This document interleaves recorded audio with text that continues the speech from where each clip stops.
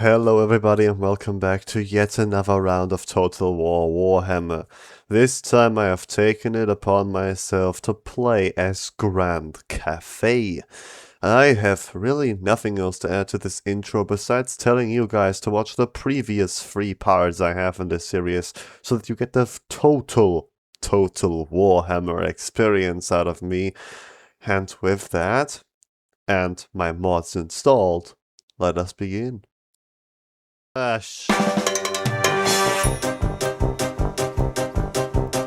Yet again I took it upon myself to watch a bunch of lore videos, and I sure did understand that we were playing as the Asian. Sorry, that was a mishap from my fire rain rocket batteries. Okay, so now in the actual campaign, how does Grand Cathay play? Well, after playing those dumbass wood elves, I can very happily say that not only are they a little bit more traditional, they are also a lot easier to explain. So let us start with the absolute easiest feature to understand of them, the Great Compass. Every 10 turns you get to move this compass into one of the 4 directions and get certain buffs for it depending on direction. You should try to kind of balance it out to benefit the most from multiple buffs being on at the same time at varying strengths. While constructing buildings, you will need to watch out for the yin and yang mechanic. Every single building has either a yin or a yang trait, and having a pure yin or pure yang trait in a province will lead to you receiving massive buffs as well as debuffs in that province, while having a perfect balance between yin and yang buildings will lead to you receiving mediocre buffs but no debuffs. And then we have the Great Bastion Bar mechanic that really came to bite me in the ass toward the end of the game. Basically, Cathay is in charge of a gigantic wall that separates the eastern provinces from the Chaos Wastes. If it falls, they are all dead, which means keeping it up is the topmost priority. From time to time you may find a small Chaos Warband wandering outside these gates, and you must destroy them in order to decrease this bar. Failure to decrease this bar, and eventually it will reach the top, you cannot stop that, will lead to a Chaos army spawning in specifically designed to attack the gates, break through, and then kill you. The first time it reaches the top, maybe it's just gonna be like 2 entire armies, absolutely easy to deal with. Let it fill out 1 too many times, however, and you're going to be dealing with 10 armies spawning in all at once. And finally, my favorite Grand Cathay mechanic, and probably my favorite mechanic in the entire game, gambling. Grand Cathay gets some entirely free armies that, while they cannot attack anybody or protect anything, they are in charge of caravans. Caravans which you can fill with however much money you want and then send out to any capital of the world. When they reach it, profit. How much profit? You get to see how much the capital will give you and choose. Of course, always keeping in mind that depending on how long the route is and through which territory this route is, it's going to be more and more dangerous, because this caravan will get attacked a whole lot, and you will need to either make choices to defend it, in which case you get this really cool side story going on by just gathering like mercenaries from different races, or you will have to manually fight battles to protect it. It is very, very cool. Now that me explaining all these mechanics to you may have led you to believe that I actually know what I'm doing when I'm playing as Grand Cathay, and I'm very, very sorry, but you're dead wrong. I completely sucked at this. The tutorial war for Grand Cathay is actually against other Cathayans, which I found rather interesting. And I had no clue what I was doing. I was getting my ass handed to myself, only winning because I was given way better units than the tutorial enemy. But I sucked so bad at this.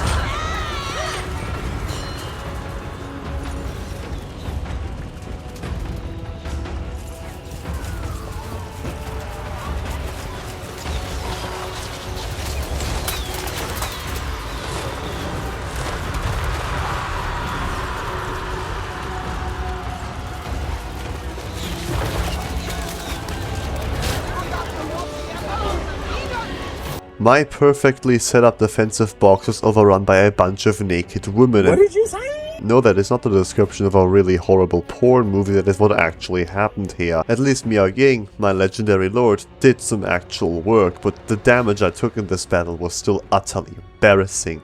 The best thing that came out of it was some more Miao Ling voice lines, because they are funny as shit. Whenever she says "Nan I just cannot help but be reminded of the Sandball guy. I will send you to Jesus. Her voice actor is good, and she's not nearly as annoying as the other characters, but fucking hell. And after failing against the tutorial faction 5 times, I finally had my run where I started to understand things a little bit. As in, I understood that Grand Cathay is really powerful with trade, because I made a trade alliance with fucking everybody and had a super good income super early on in the game. In actual combat, though, my first siege was horrible. Absolutely screwed that up as well. But with it, at least the tutorial was finally over.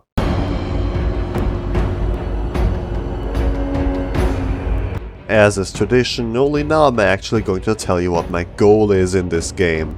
So, I have yet again increased the difficulty. We are now on normal campaign difficulty, with normal battle difficulty, with enemies only 2% weaker than they are supposed to be.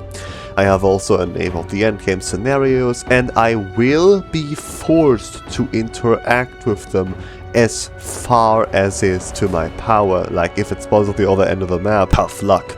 I have eased up on the victory conditions a slight bit. I still need to get one of the actual campaign victories as always, but instead of needing to siege Corone, Kislev, as well as just a random wood or forest, I have decided after I've won the campaign, I'm gonna go into the skirmish mode and simply fight some battles against the 3 factions where they are a lot harder, and I'll just see how many I can win. I just think that that's a lot more fun. Anyways, back to the campaign. I was going after the only Cathayan faction that was still kind of hostile to me, and it was all the way down south. I was doing this because I could not take control of the Great Wall. You see, I added a mod that adds in an additional Cathayan faction with new units and everything. It's amazing. But that faction starts out in a position where it's basically destined to take over the entire wall if it survives, and in my playthrough it had survived and now was in charge of the entire wall, and I was best friends with them. I was in a military alliance later on, so I couldn't just destroy him, which is why I decided, fuck it, I'm expanding downward. This led to yet another battle against this evil Cathayan faction, and I mean I won, but holy shit, I fucked it up.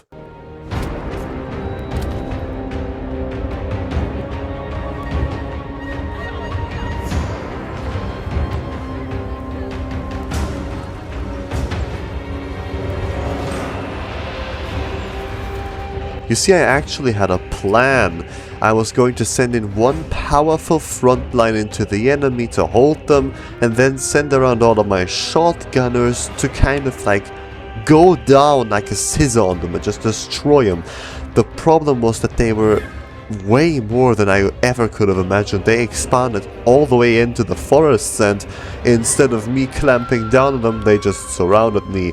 So yes, Miao Ying, the celestial storm dragon who got hit with a bullseye by some fucking peasant paid in potatoes, almost lost to some dumbass with a trash bin on his head.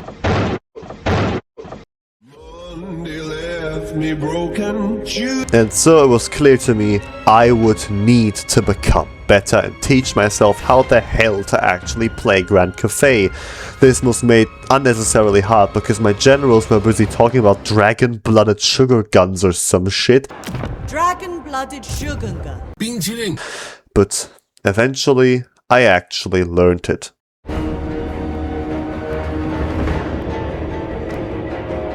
The beautiful lands of Cathay are as magical as they are sacred. And despite all of those factors, these lands maintain a perfect balance of beauty and danger, as do the Cathayan armies. Starting off with their lords, Cathay is actually very, very unique in their lords, because instead of having the usual melee lord and then depending on how good the melee lord is a magical lord, Cathay only has magical lords and heroes, but makes up for that with the fact that their legendary lords can transform into dragons, giving them a monstrous side, which, depending on what you're going for, is either a lot better or a lot worse than a simple melee lord. Infantry and Grand Cathay are an interesting mix, because if you look at their melee infantry, there's nothing saying that they can't be put on the offensive. They can be sent charging into the enemy and dish out some decent damage, but they're only decent, not good. However, Grand Cathay has a combat mechanic called Harmony that changes everything. Basically, every single melee unit is a Yan unit and every single ranged unit is a Yin unit. What that means is that if you put a Yan and a Yin unit close to one another, they both buff each other tremendously. Meaning that while the Cathayan infantry is fine enough at attacking the enemy, they will be great at defending against the enemy if they have ranged units nearby. Grand Cathay has some really powerful late game long ranged units and also really powerful early game mid range units, which means an enemy that is approaching you is going to get shredded twice. Yeah, I really like the infantry they have, especially these medium-ranged shotgunners. They do so much damage if you use them correctly. Grand Cathay also has grenadiers, and I mean, as you can see, they're quite effective, but that also goes for your own units. Staying nice and destructive, Grand Cathay is also incredibly powerful with its artillery units, even having flying artillery, which is yet again something entirely new. These artillery units are probably some of the best in the game. They can completely destroy the enemy before they even know where you are. You do need to be very careful with them because they are incredibly janky, and I have had a dozen times where, because the enemy is just ever so slightly too close for their range, they decide, fuck it, we go in melee style now. One might be inclined to think that such beautiful lands must have a powerful monster protecting them, but Cathay really only has the Terracotta Sentinels. While far from the strongest monsters in the game, these guys are some of the best frontline breakers I've ever seen. They have this sick ass spin kick that just sends everything flying, and that includes cavalry. And speaking of cavalry, Cathay is fine with it. Some decent horse cavalry and some squishy flying cavalry. It's fine, it's nothing good, I hardly ever used it. However, the Dragon General mod specifically sets out to give the new Cathay faction more cavalry that's actually worthwhile.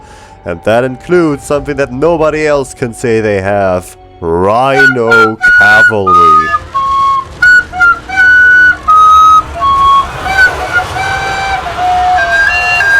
So alright, if you have been paying attention, then you should understand that while Cathay has a plethora of tactics that you can use, all of them must follow one principle: order and harmony.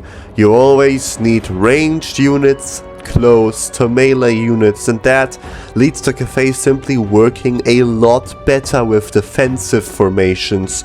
However, you can also come up with some decent offensive ones, and I proved that because in the middle of Cathayan territory the Dimmed Suns, an orc faction, had made their home, and I wanted them gone, so I finally had the entire south to myself, and it was in these fights where I began to use my newly learned Cathayan tactics, and the results were much better than my first siege.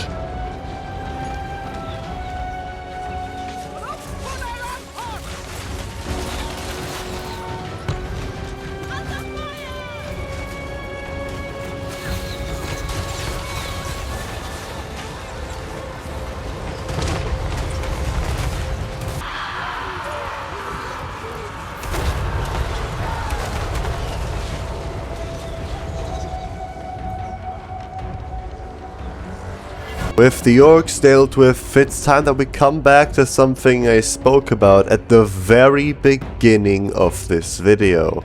If you may remember, I said that the mod I added in adds in a new Cathay faction that takes over all of the big wall gates. Now then, that isn't bad at first, because I don't have to deal with all of chaos trying to sweep in, I can just expand. However, I would like to draw your attention to the bar, which is almost full. Turns out the guy put in charge of the wall had been neglecting his duties and had let it fill up one too many times, because there were now several gigantic chaos armies coming for us, and since I had just finished a big-ass war of the orcs and I had unlocked a lot of new units, I thought, you know what, how about we check in on how they're doing? They were not doing good. They were doing horribly. And while they fought, on the world map itself, chaos was creeping in through the Cathayan gates, seeping into our way of life and destroying it, staining it, ruining it. And... no, sorry guys, let me just get the door real quick. Somebody's knocking on the gate. Oh my goodness! Squidward! Okay. I think I'm not putting it lightly when I say that we are absolutely fucked. Soldiers of Cathay, we stand at our breaking point. The enemy outnumbers us. The enemy outmatches us. The enemy outclasses us. The enemy has already reigned victorious over our brethren, and now they stand at our gates. They can take defeat however many times they want and come back stronger. But we can only take defeat this once, for there will be no other times for us to taste defeat, for our tongues will be stapled to their armor, for our spirits will be encased in their lanterns. This is what we have been training for. This is what the Cathayan way is all about. Right now, our brethren are fighting out there. They are losing pathetically despite them having so much time to prepare. And they are dying. And you may ask, if they are failing, why should we even try? But that is as if you're asking if their lives are expendable. If their lives were expendable. And let me tell you, They were not! Their memory serves as an example to us all! The courageous fallen! The anguished fallen! Their lives have meaning because we, the living, refuse to forget them! And as we ride to certain death, we trust our successors to do the same for us! Because my soldiers do not buckle or yield when faced with the cruelty of this world! My soldiers push forward! My soldiers scream out! My soldiers rage!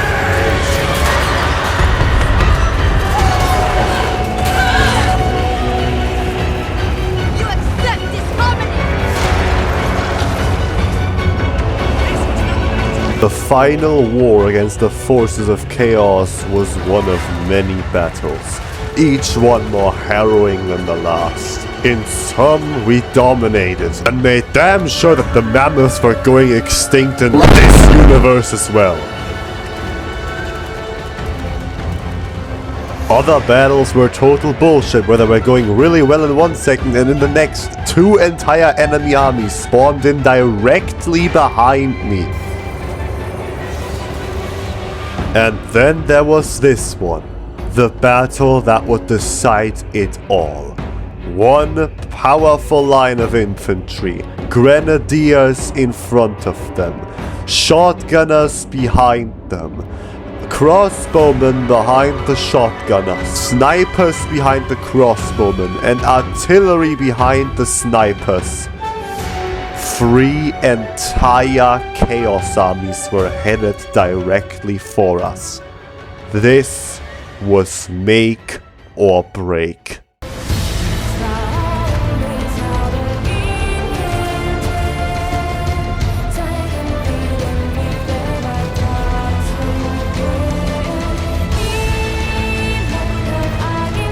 we killed their general so hard that he started eternally T-posing in shame.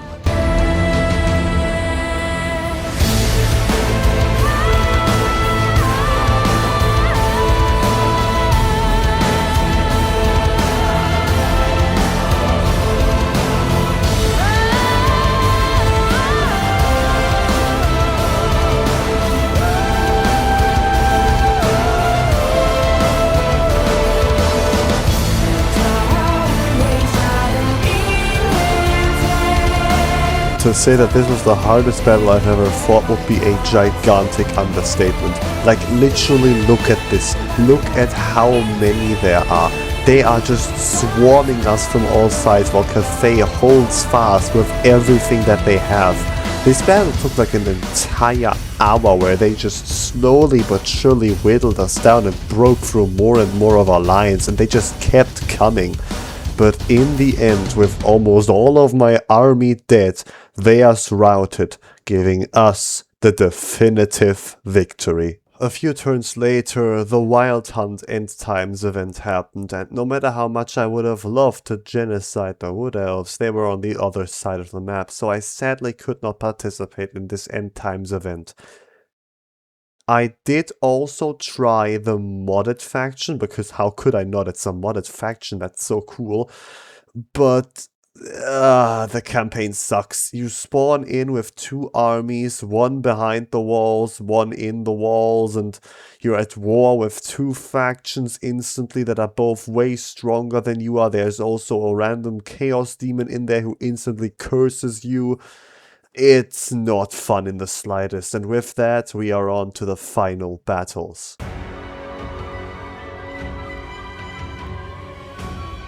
At first I tried to siege Cologne and Kislev, and starting out with the siege of Cologne, it was really hard, because I always let the AI choose what units it wants to use, but most of the time it just spams the most expensive and powerful units, so I kind of reorganized it, having heroes and lords only be present once, removing regiments of renown, and overall making it so that their army and my army was kind of in the same price threshold, and they weren't like $10,000 over. But that did not help, because siege battles in this game can either be super epic and fun or a pain in the ass, and the sieges of Cologne and Kislev were sadly the latter. Starting off with Cologne, I had a very, very complicated and interesting tactic called Scorched Earth.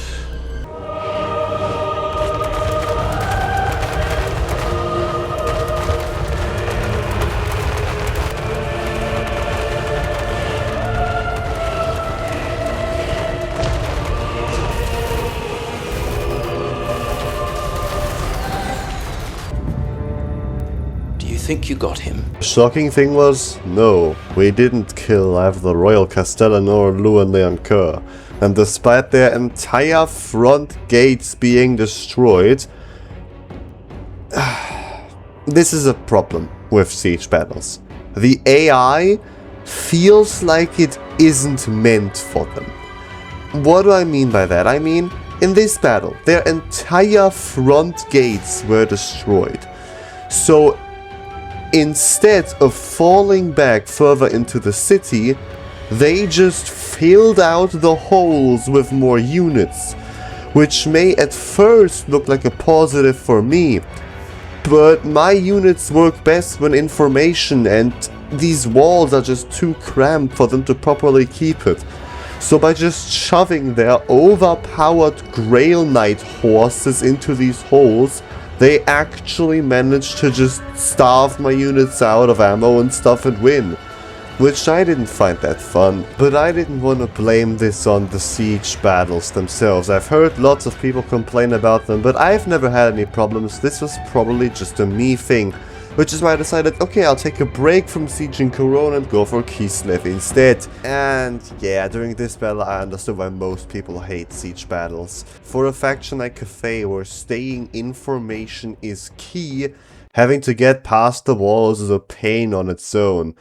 But that, coupled with the horrible AI pathfinding, is gonna lead to some of the most frustrating defeats ever. Like in this attempt where I'm trying to get my infantry into the city, and they just begin to set up ladders and climb up them very, very slowly, instead of taking the giant hole in the wall, which is right next to them. Oh my god! Oh Jesus! I tried a Corona again and it ended exactly like it had ended the first time, so I decided, fuck it, Bretonia gets this win.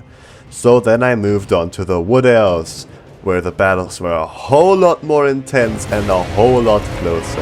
And I was happy with these, because I lost due to nothing more but the enemy being smarter than me.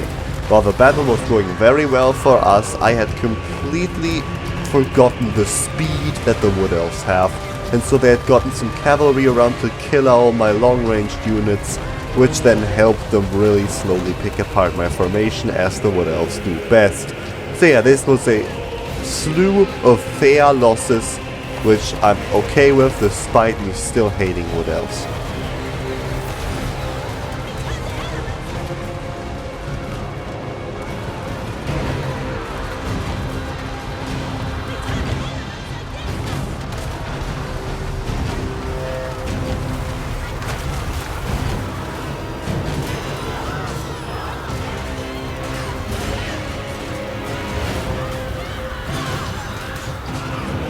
And with that, I wanted to go out with at least one victory, and I wanted that victory to be against Kislev. And so, I decided, you know what, let's actually stay true to the title of this video.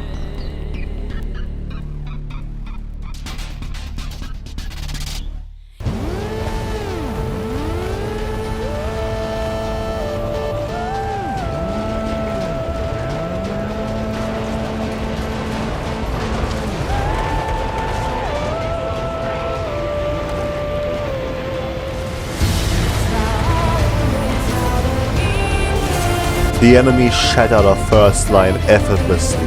However, they had one weakness: public decency. They all lined up and one by one entered the town, and no pushing forth in the line, that's very, very rude. That allowed me to take them out one by one, and these two guys, my second line, they did the Dragon Emperor's work.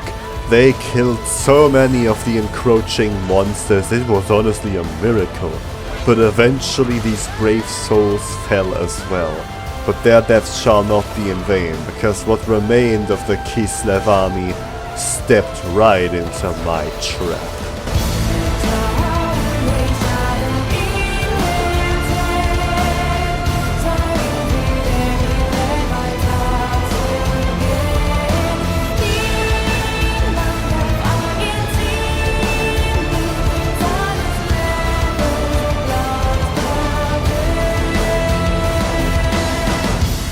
One by one, the titans began to fall and fade as Cathay stood strong, but it was not without sacrifice. One by one, the brave terracotta sentinels fell, leaving only the infantry and the artillery there to do their job.